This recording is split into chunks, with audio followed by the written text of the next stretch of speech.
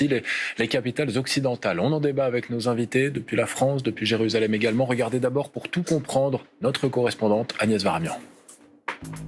C'est la première fois qu'un élu d'un pays démocratique risque un mandat d'arrêt de la justice internationale. Alors, que reproche exactement la Cour à Benyamin Netanyahou ? La Cour pénale internationale dit avoir examiné la conduite par Israël de sa guerre à Gaza depuis 7 mois. Elle aurait collecté des preuves et le procureur général affirme que des crimes de guerre et des crimes contre l'humanité ont été commis.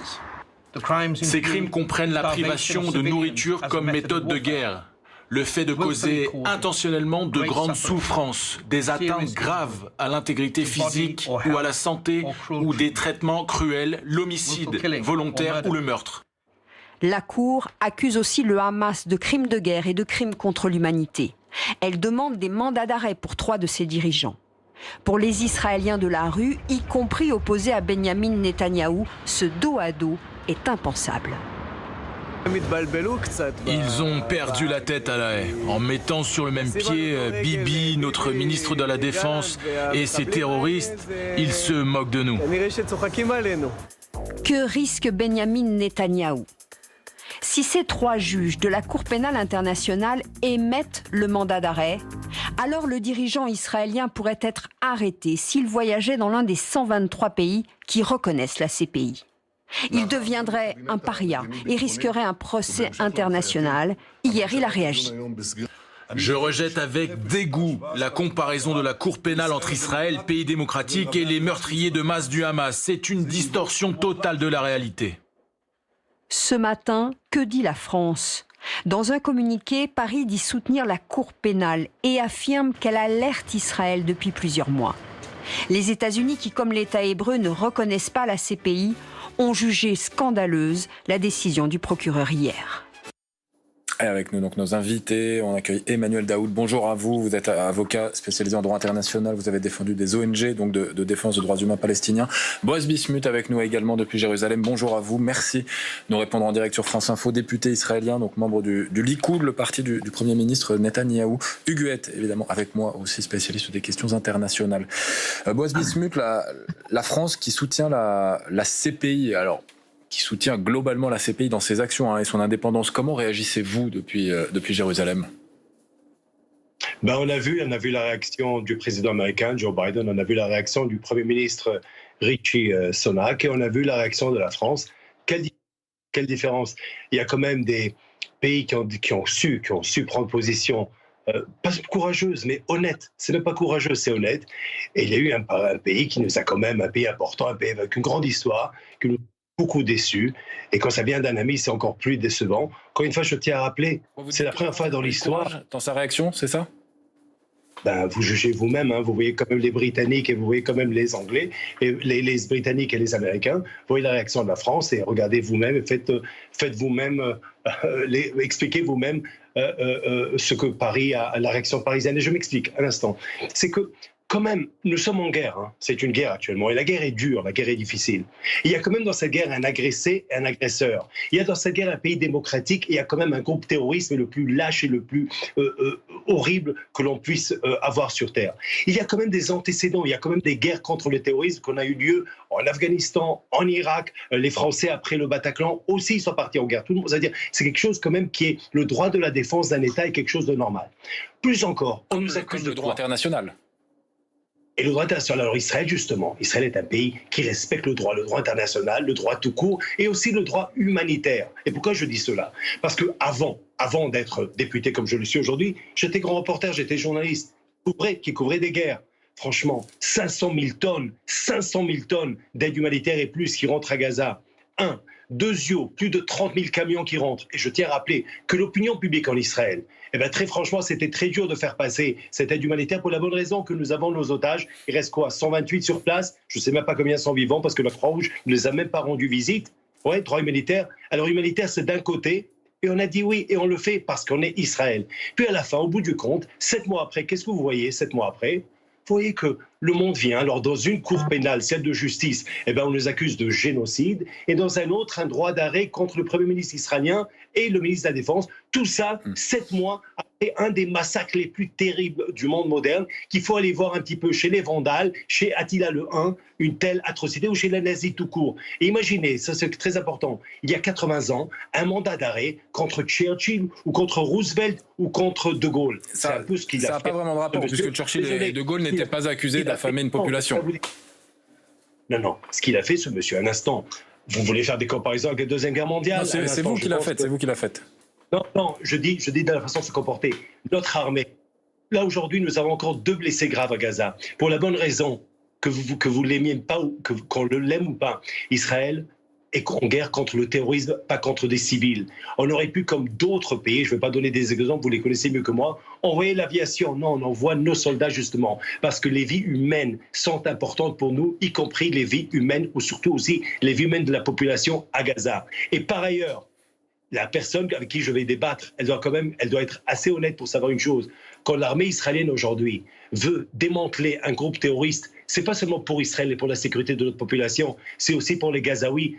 Dites-moi quelle population doit être gouvernée par un groupe terroriste lâche et horrible et cruel comme le Hamas. Huguette. Oui, alors ce qu'il faut signaler tout de même, c'est que dans les conclusions donc du procureur de la CPI, eh bien effectivement les reproches, si j'ose dire, adressés d'une part à Israël et d'autre part au Hamas ne sont pas les mêmes, ne sont pas du tout les mêmes. Donc lorsqu'on dit effectivement que le procureur renvoie donc les 2 parties prenantes dos à dos, c'est pas tout à fait le cas. Je rappelle rapidement ce qui est reproché donc au Premier ministre israélien. Il ne faut pas confondre d'ailleurs les dirigeants israéliens avec l'État d'Israël.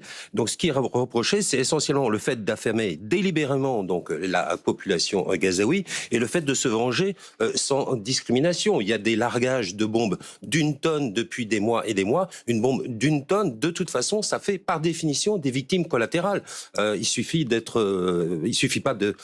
n'a pas besoin d'être militaire pour s'en apercevoir. Il y a d'autres méthodes et c'est vrai que c'est peut-être ces méthodes qui sont pointées par le procureur. En tout cas, on verra si les juges suivent ces recommandations. Mais voilà, il y a peut-être un petit distinguo déjà à établir entre ce qui est reproché d'une part à Israël et ce qui est reproché ensuite au Hamas. Emmanuel Daoud, peut-être voulez-vous réagir à ce que disait Boaz Bismuth? Oui, merci. Je réagis donc au propos de monsieur le député pour dire que la Cour pénale internationale, ou plus exactement le procureur de cette Cour, puisque pour le moment la Chambre préliminaire n'a pas autorisé les mandats d'arrêt, de mon point de vue, et en droit, je ne fais pas de politique, elle ne renvoie pas dos à dos et l'État d'Israël et le Hamas. Ce que dit le procureur, en quelque sorte, c'est que une vie palestinienne vaut autant qu'une vie israélienne et vice-versa. Et tout le monde doit être d'accord là-dessus. Les crimes commis par le Hamas le 7 octobre, crimes de guerre, crimes contre l'humanité, ne sont pas acceptables. Et ces crimes doivent être poursuivis et les dirigeants doivent être poursuivis devant la Cour pénale internationale. Personne ne peut contester à l'État d'Israël le droit de se défendre. En revanche, ce qui est remis en cause dans l'acte d'accusation de monsieur le procureur de la Cour pénale internationale pour justifier la demande de mandat d'arrêt contre monsieur Netanyahou et contre monsieur Gallant, c'est de dire que l'on ne peut pas conduire la guerre comme on l'entend. Il y a un droit international humanitaire, il y a des conventions de Genève qui datent de 1949 et cette date est très importante. On a tiré les enseignements de la Seconde Guerre mondiale et de la barbarie nazie, mais aussi de la façon dont la guerre a été conduite par les Alliés. On doit pouvoir se défendre, on doit pouvoir défendre sa population, on doit pouvoir défendre son territoire, mais on ne peut pas bombarder de façon systématique et généralisée des populations civiles. On ne peut pas bombarder des camps de réfugiés, on ne peut pas bombarder des hôpitaux, on ne peut pas bombarder des écoles, on ne peut pas cibler des humanitaires, on ne peut pas cibler des journalistes. Et cela, ce sont des faits qui sont établis, documentés par des ONG, par des missions qui ont été sur le terrain, par les images même qui ressortent.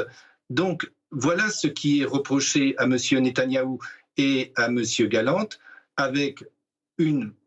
D'ailleurs, ça a été annoncé par eux-mêmes, lorsque l'on traite du côté de M. Gallant les Palestiniens, la population gazaoui comme des animaux humains, et qu'il faut donc leur faire rendre gorge, et bien, ce qui se passe, c'est qu'on va les affamer et que l'on va les punir collectivement. Ces 2 hommes sont bien évidemment présumés innocents. On verra s'il y a un mandat d'arrêt. On verra s'il y a une poursuite, on verra s'il y a un jugement. Et un dernier mot, si vous m'y autorisez, et de façon tout à fait nette, il est tout à fait scandaleux, mais je dis bien scandaleux, que le Premier ministre britannique et Monsieur le Président américain Joe Biden exercent des pressions sur une juridiction pénale internationale dont le statut a été ratifié par la majorité des États des Nations Unies. C'est scandaleux de ne pas laisser la justice faire son travail. Sur la base des éléments, monsieur Netanyahou et monsieur Galland pourront se défendre et on verra encore une fois si ces mandats d'arrêt seront ou pas délivrés. On va écouter la réponse de Boaz Bismuth. Qu'est-ce que vous voulez que je vous dise ?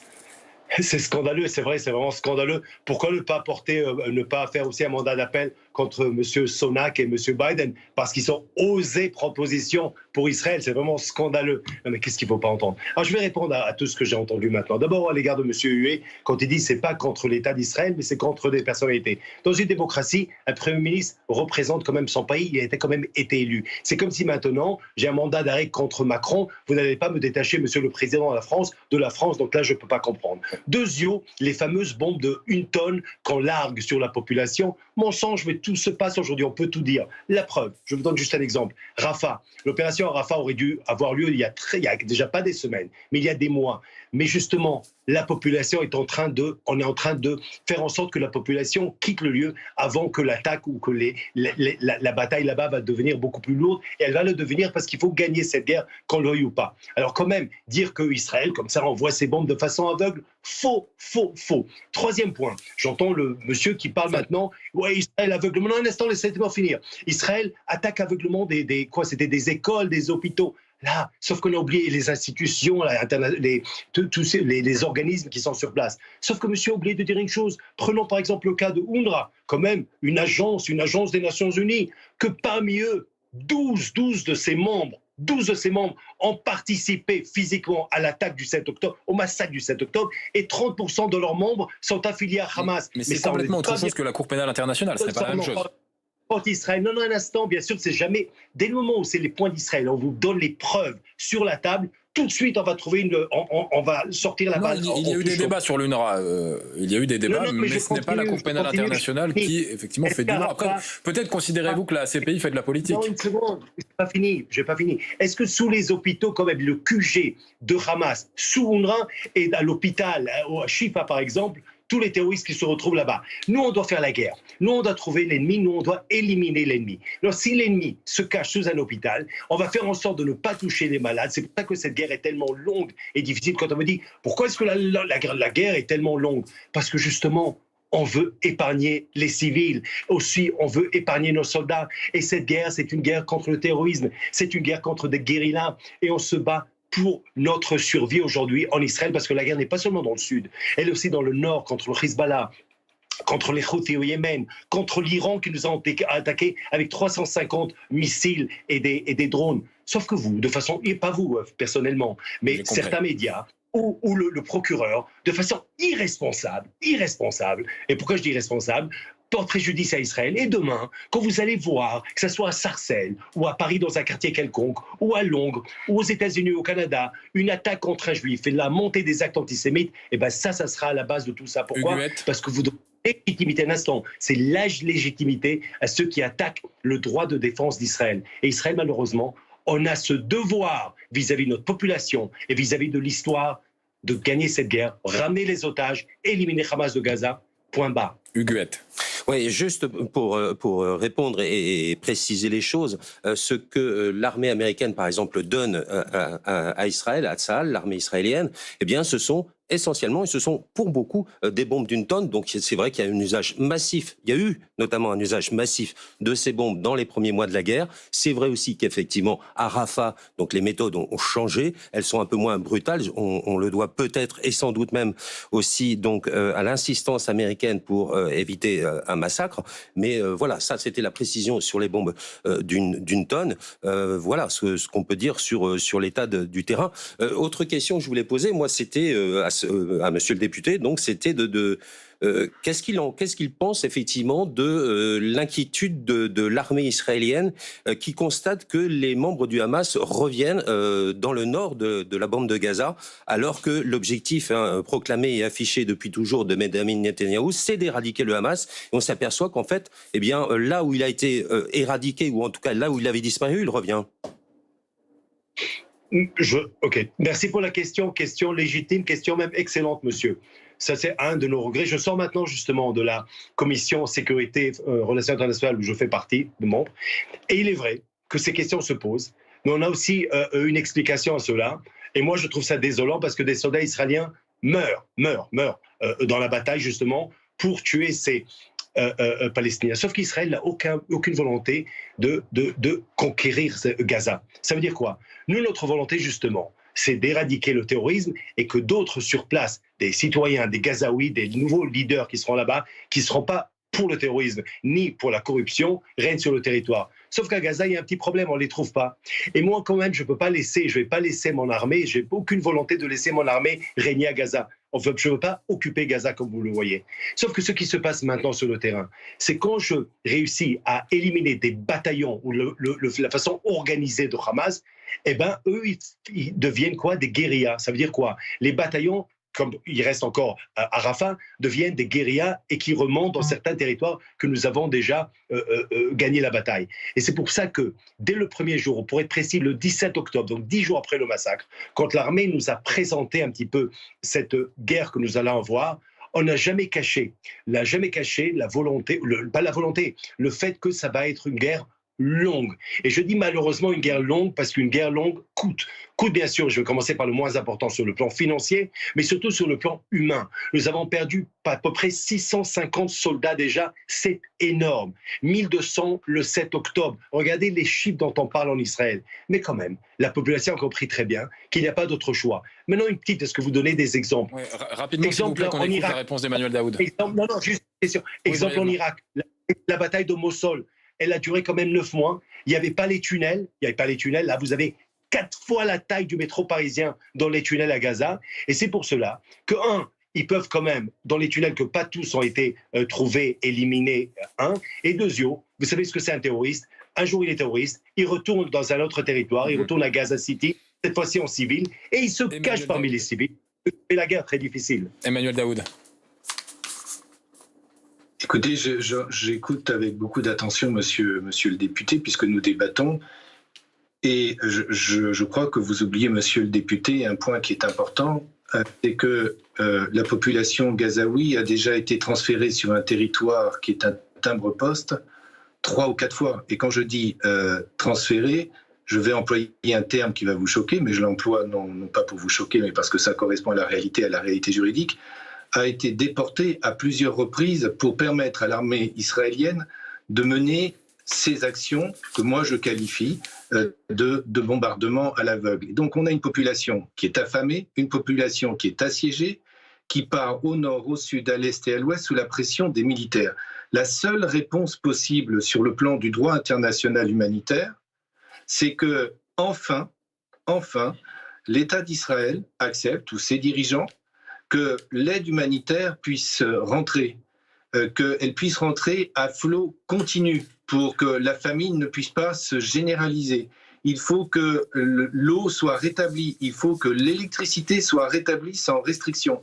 Et je ne parle pas là des combattants du Hamas, je parle de femmes, d'enfants, de vieillards, de personnes qui ont payé un lourd tribut, parce que ce qui me surprend toujours dans ce type de débat, c'est que certes, vous avez raison de le rappeler, monsieur le député, l'armée d'Israël a payé un lourd tribut, vous disiez 600 morts.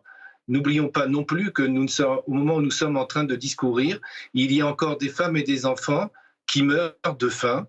Il y a plus de 25 000 morts civils qui ont été tués, et tout cela est insupportable pour tous les citoyens et les citoyennes de ce monde, si on veut bien un instant rappeler ce qu'est la fraternité et rappeler ce qu'est le respect du droit humanitaire. Bon, merci à tous les trois d'avoir permis ce débat. Merci Emmanuel Daoud, merci Boaz Bismuth, merci Hugues Huet d'avoir permis de débattre sur France Info. Boaz Bismuth, alors vraiment 15-20 secondes si vous pouvez. Dis une phrase, c'est tout. Allez-y. Franchement, portez. Pourquoi pas aussi un chiffre, on leur met sur la main. Voyez à quel point le débat, où vous amenez le débat. Dès le moment où vous parlez du fait qu'Israël fait une déportation de population, ça y est, on a tout compris, vos propos, comment vous réécrivez l'histoire à temps réel, c'est une honte. Une phrase qui est honteuse. Moi, franchement, j'ai plus rien à dire. Merci beaucoup. Bon, merci d'avoir débattu, Emmanuel Daoult, Boaz Bismuth. Merci, Hugues Huet, également. J'ai essayé en tout cas. Au revoir.